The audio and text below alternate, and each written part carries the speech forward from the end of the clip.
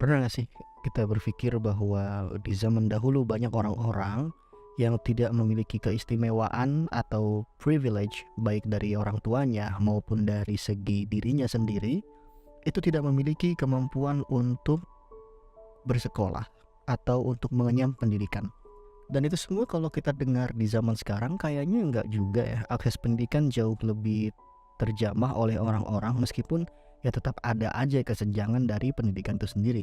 Tapi kalau kita bandingkan dengan zaman dulu, semua ini terjadi karena sebuah sistem. Teringat di zaman kolonialisme, imperialisme bangsa barat kepada kita, terkhusus di era Belanda yang cukup lama berada di bumi Nusantara, itu cukup menggerogoti sistem pendidikan masyarakat pribumi di saat itu. Makanya nggak heran ya kalau ada orang-orang yang tidak memiliki garis keturunan bangsawan atau bukan orang kaya atau bukan saudagar-saudagar yang memiliki kepentingan bagi mereka, itu anak keturunannya tidak memiliki kesempatan untuk berpendidikan. Makanya Indonesia tuh punya banyak sekali pahlawan-pahlawan nasional yang berusaha untuk menyuarakan hal ini sehingga mereka atau kita semua atau semua manusia atau pribumi dalam hal ini khususnya ini memiliki kemampuan atau akses untuk mengenyam pendidikan. Assalamualaikum warahmatullahi wabarakatuh. Selamat pagi, siang, sore, dan malam para pendengar sekalian. Semoga selalu dalam keadaan sehat dan berbahagia. Selamat menjalankan aktivitasnya, mudah-mudahan dilancarkan dan dimudahkan dalam segala urusannya. Dalam podcast kali ini kita akan membahas tentang konsep pendidikan inklusif terutama dalam kebijakannya di Indonesia.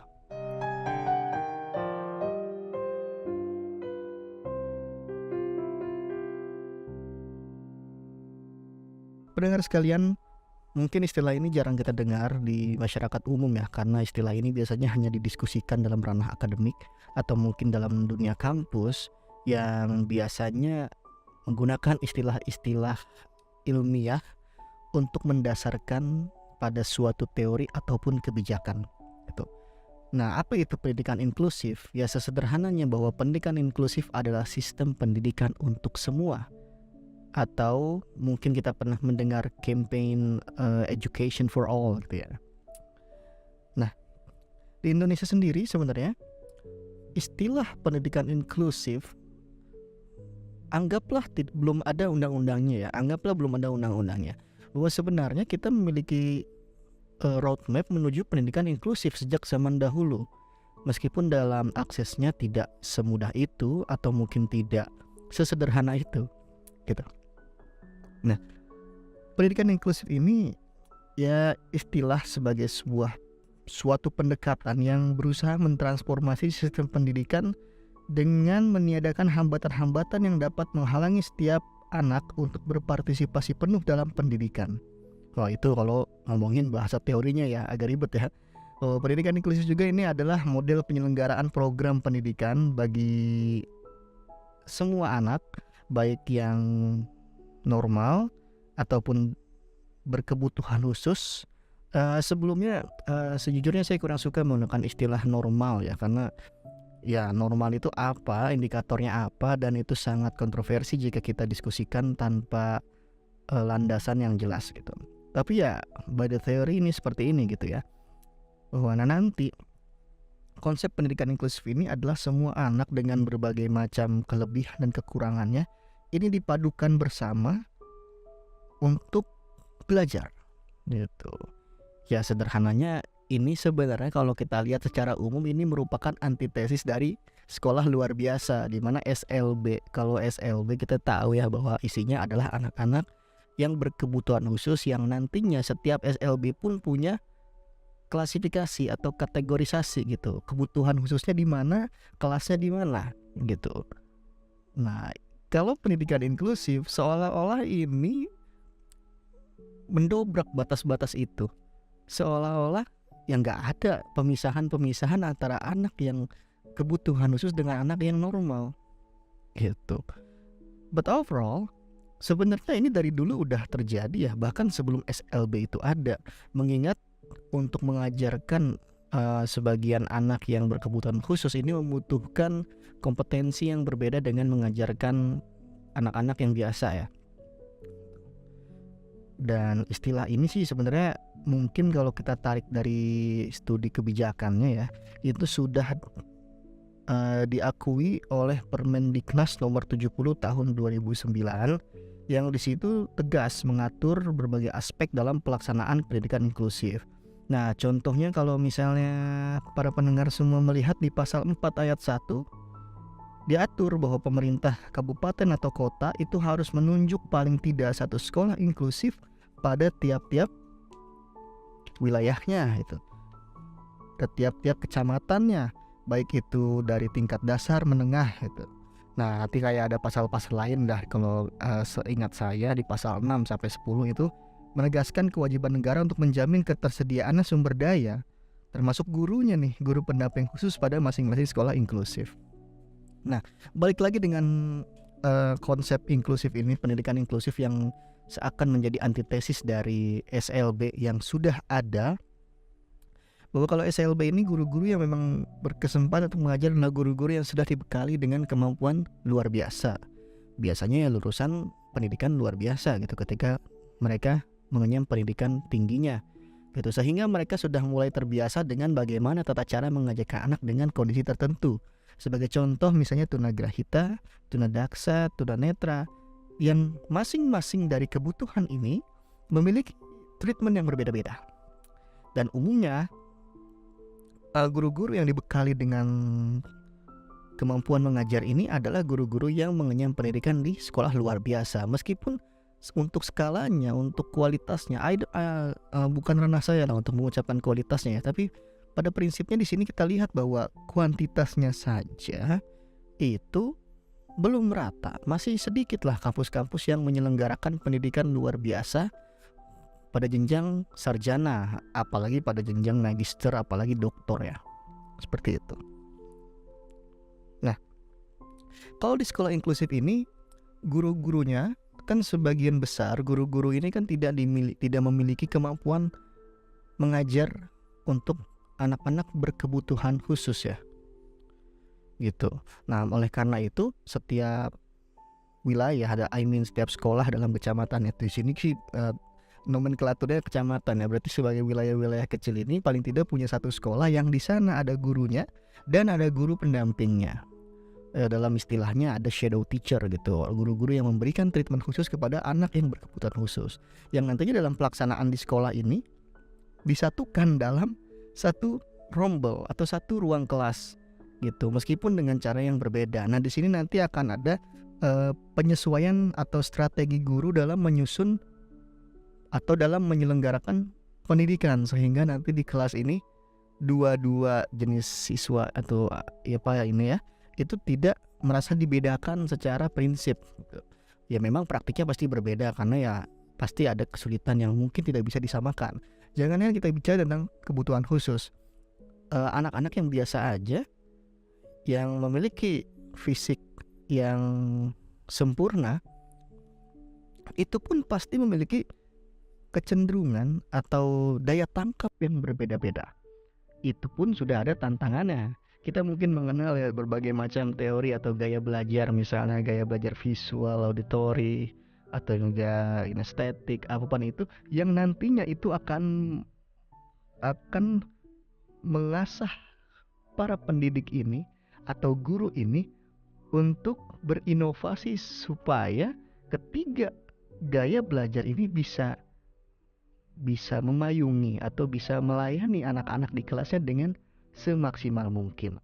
Nah, apalagi ditambah dengan anak-anak yang berkebutuhan khusus. Nah, sebelum kemana-mana juga kita harus ingat ya, jangan sampai kita menganggap bahwa di kelas andai ada anak berkebutuhan khusus ini menjadi penghambat bagi terselenggaranya pendidikan. Dan tentu itu jika kita berpikir seperti itu, maka kita hanyalah orang-orang yang tidak ingin maju dan orang-orang yang sangat egois, dan tentunya itu adalah dosa besar bagi pendidikan kita. Terlebih kalau itu terucap dari seorang guru, maka tidak selayaknya guru mengatakan seperti itu ya. Nah, justru saya rasa hal ini bisa dipandang sebagai sebuah keunikan yang sangat membangun. Jika ada anak berkebutuhan khusus itu, misalnya katakanlah dia tunanetra, Tentu kendalanya dalam penglihatan. Tapi karena kesulitan dalam penglihatan, mungkin dia bisa berkembang di pendengaran atau mungkin indera lainnya gitu, dan itu bisa menjadi sesuatu yang ditonjolkan dalam pendidikan. And it's a good thing. Honestly, it's a good thing gitu.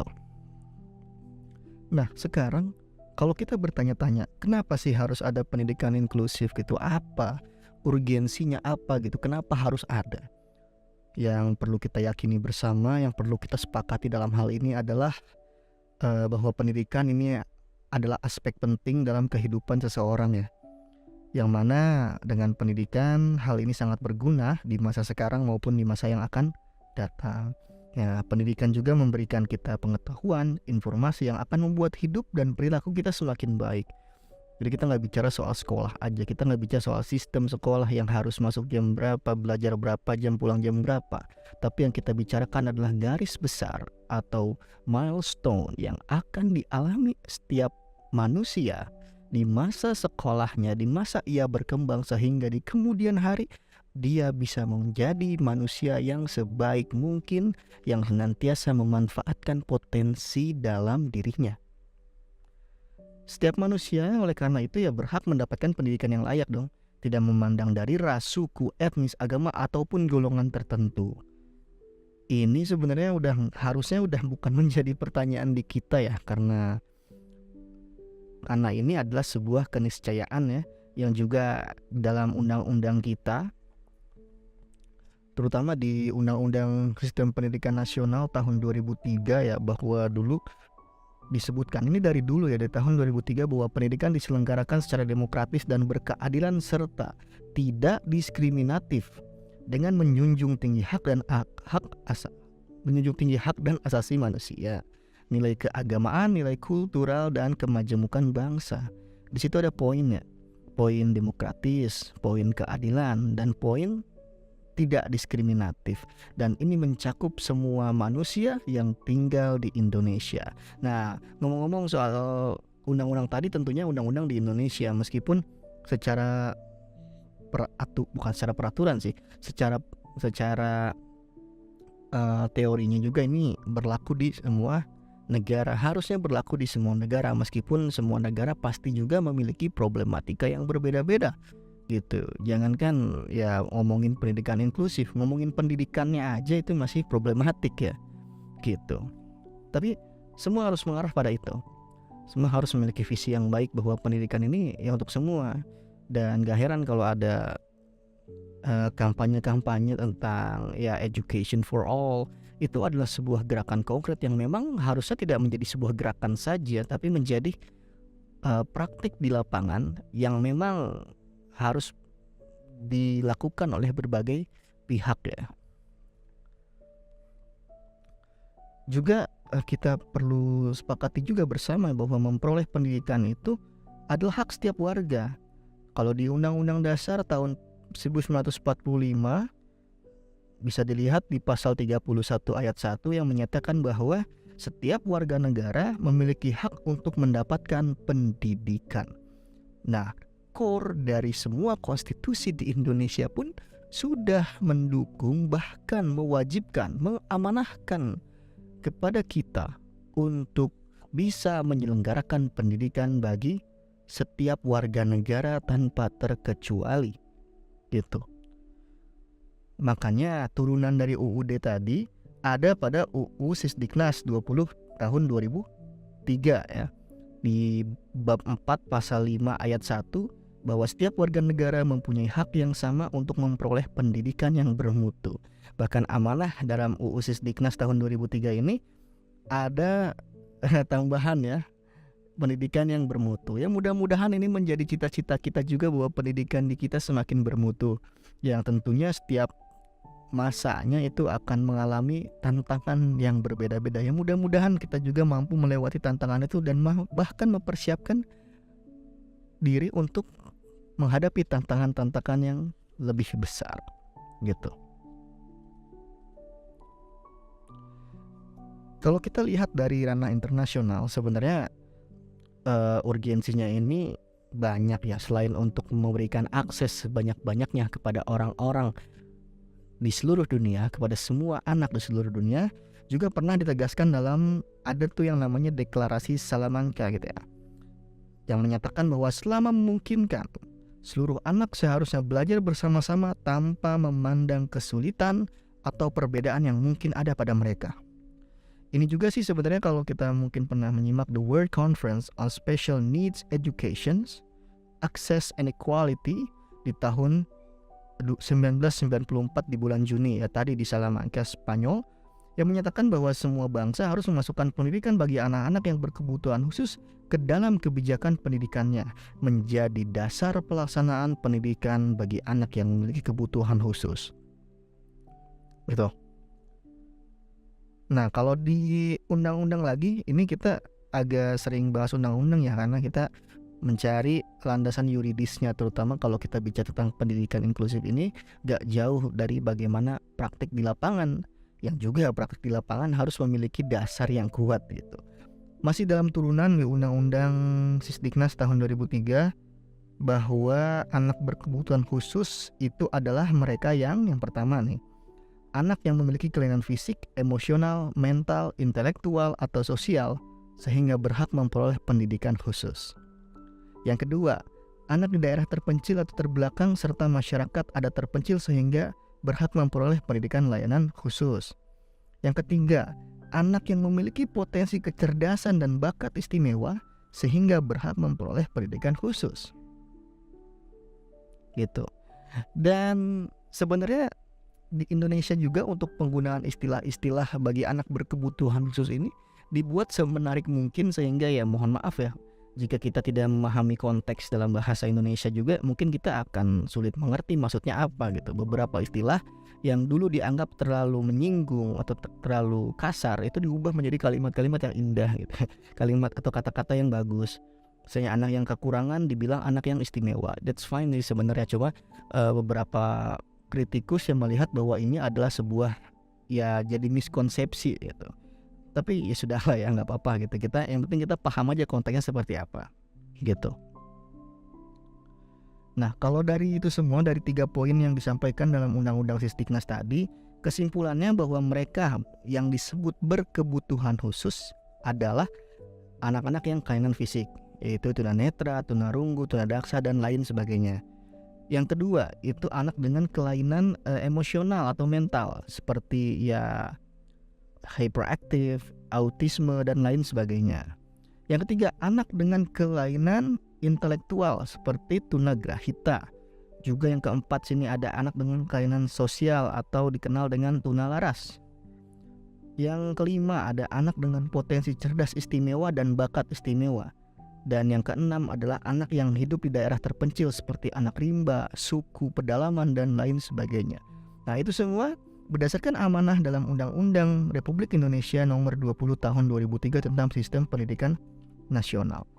Ini semua sangat dekat dengan kita, teman-teman semua. Karena ya terlepas kita ngomongin hal yang sejauh itu, tapi kita bisa nemuin anak-anak yang memiliki kebutuhan khusus. Dan ya mereka pasti memiliki beberapa problematika dalam kehidupan ya, misalnya dalam kekurangan fisik, tapi ketika di sekolah ya sangat rentan dalam menghadapi pembulian, yang itu nanti akan masuk ke dalam tantangan dan faktor penghambat pendidikan inklusif gitu. Sebenarnya ini bukan hal yang baru ya, konsep pendidikan inklusif ini. Kalau kita tarik lagi nih, bahwa dulunya ini konsep pendidikan inklusif ini diprakarsai oleh negara-negara Skandinavia ya, seperti Denmark, Norwegia, Swedia, dan lain sebagainya gitu, sekitar situ.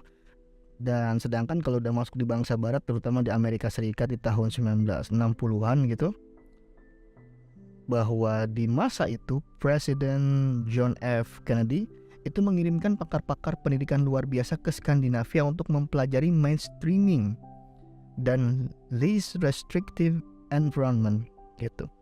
Nah, dia mengirimkan orang-orang atau pakar-pakar pendidikan luar biasa ke negara-negara Skandinavia untuk menguji produk yang dihasilkan oleh orang-orang Amerika ini gitu. yang ternyata hasilnya cocok untuk diterapkan di Amerika Serikat. Kalau di UK, di Inggris gitu, mulai diperkenalkan juga konsep pendidikan itu dengan ditandai adanya pergeseran model pendidikan untuk anak berkebutuhan khusus dari yang segregatif ke integratif. Ingat ya, yang tadi awalnya dipisah-pisah, ini seperti konsep SLB, terus dikonsepkan menjadi integratif, disatukan, diuji juga, dan ternyata di sana itu hasilnya cukup berhasil. Nah, dari ini semua menghasilkan beberapa konferensi pendidikan, beberapa diskusi ilmiah yang pada kesimpulannya bahwa ini memungkinkan untuk dilaksanakan. Nah, ini juga teman-teman semua yang menjadikan konsep pendidikan inklusif ini semakin terkemuka dan semakin banyak sekali aktivis atau akademisi yang menggerakkan ini. Nah, kita mungkin sering lihat beberapa demonstrasi yang berhubungan dengan pendidikan, tentang akses pendidikan, tentang pokoknya bicara tentang akses pendidikan yang lebih luas kepada masyarakat luas, sehingga semua orang memiliki kesempatan yang sama untuk mengenyam pendidikan. Gitu. Implikasi dari itu semua bahwa semua anak ini tanpa terkecuali itu harus mendapatkan layanan pendidikan yang memadai. Gitu. Dan ini juga mengarah kepada Indonesia, dan alhamdulillah Indonesia pun memiliki landasan yang kuat, baik itu landasan filosofis, landasan yuridis, termasuk landasan praktis yang nantinya diterapkan, dan itu tergambar dalam undang-undang dasar kita yang diturunkan melalui undang-undang Sisdiknas, yang juga diturunkan kepada instruksi atau rekomendasi atau peraturan-peraturan lain yang mendukung terselenggaranya pendidikan inklusif gitu. Tapi tak bisa kita pungkiri ya bahwa pasti akan mengalami kesulitan-kesulitan dalam pendidikan inklusif ini. Kita bisa melihat bahwa sekolah atau lembaga yang belum siap melaksanakan pendidikan inklusif ini pasti akan menghadapi kesulitan, mulai dari kesulitan penyediaan materi ajar, juga kesulitan dalam media pembelajaran. Itu baru ngomongin sub SDA-nya gitu, termasuk dari SDM-nya juga gitu. Belum banyak orang-orang atau terutama di Indonesia yang memiliki keahlian dalam pendidikan luar biasa. Yang ini menjadi kritik sosial juga bagi kita, bahwa kenapa penyelenggaraan pendidikan luar biasa ini masih jauh dari yang diharapkan, sehingga orang-orang yang memiliki kompetensi yang baik itu tidak terdistribusi dengan baik. Dan juga permasalahannya adalah ketika pun ada orangnya, ada SDM-nya, tapi space-nya atau tempatnya itu tidak memiliki ruang yang banyak gitu untuk mereka menerapkan apa yang ia pelajari selama di pendidikan luar biasa ini. Dan tentu banyak lagi. Kalau pendidikan inklusif kita bicara tentang faktor psikologis juga, terutama kita pasti akan mendapati beberapa anak-anak yang mungkin mengalami perundungan, atau mungkin pergaulan yang toksik, pergaulan yang tidak baik, atau mungkin adanya pengucilan dari sebagian orang-orang yang belum mempelajari akhlak-akhlak terpuji gitu ya, saling menghormati orang lain. Dan itu semua nantinya akan dikembalikan kepada guru bimbingan konseling, guru pelajaran, termasuk guru-guru yang bercimpung di bidang karakter seperti guru agama dan guru PKN itu, yang diharapkan mampu memberikan dorongan-dorongan magisnya, dorongan-dorongan spiritual, dorongan-dorongan akhlak yang bisa mengefektifkan pendidikan inklusif di sekolah dan terkhusus di kelas masing-masing. Nah, di Indonesia sendiri ini masih berkembang ya.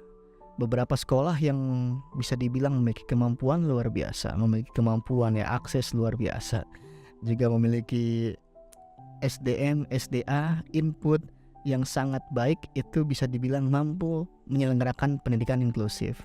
Sebagai contoh, ada beberapa sekolah yang kita kenal ya. Mungkin kalau kalian teman-teman semua lihat di daftar peringkat-peringkat itu kebanyakan dari mereka sudah memiliki konsep tersendiri untuk menyelenggarakan pendidikan inklusif. Sebagai contoh ya, dari segi infrastruktur aja misalnya, dari segi bangunan sekolah dia sudah ada, tangga untuk penyandang disabilitas, atau area kursi roda, atau mungkin ya pokoknya tempat-tempat yang memang diperuntukkan bagi semua orang, termasuk anak-anak berkebutuhan khusus. Belum lagi di ruang kelas misalnya, atau di fasilitas sekolah ini memiliki device atau gadget atau apapun teknologi yang bisa dimaksimalkan sebagai media pembelajaran bagi anak-anak yang berkebutuhan khusus. Nah, tapi dari itu semua masih banyak juga PR yang harus kita perjuangkan, yang harus kita laksanakan. Yang tentunya ini bukan peran 1-2 orang, melainkan peran semua orang. Mudah-mudahan pendidikan kita semakin berkembang, dan kepada siapapun semoga ini bisa bermanfaat. Mudah-mudahan juga Indonesia memiliki kapabilitas baik dari SDA maupun SDM-nya sehingga mampu menyelenggarakan pendidikan sebaik mungkin. Terima kasih kepada teman-teman semua yang mendengarkan, semoga bermanfaat. Assalamualaikum warahmatullahi wabarakatuh.